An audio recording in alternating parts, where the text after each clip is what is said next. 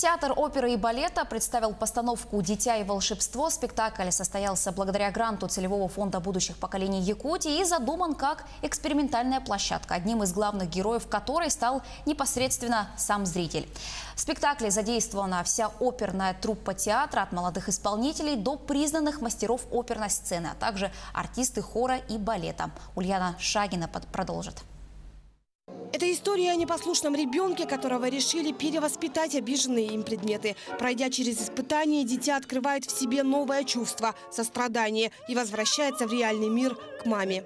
Он интересен не только по сюжету, но и по действию и по зрелищности. Потому что каждая сцена, герои все время меняются, и некий дивертисмент здесь существует. Мы хотим привлекать в наш театр новую аудиторию, которой бы было интересно в театре, которой бы было сегодня интересно посмотреть, какие новые театральные события, какие новые театральные перформансы, какие постановки, оперы, балеты происходят в нашем театре. Молодой и креативный директор театра не боится экспериментов. Идея полностью изменить формат спектакля очень понравилась зрителю. Здесь полный эффект присутствия, лицом к лицу с артистами. И вместе с крутящейся сценой движутся и артисты. Для Якутии такой формат непривычен, но одновременно интересен. Просто в шоке, так сказать.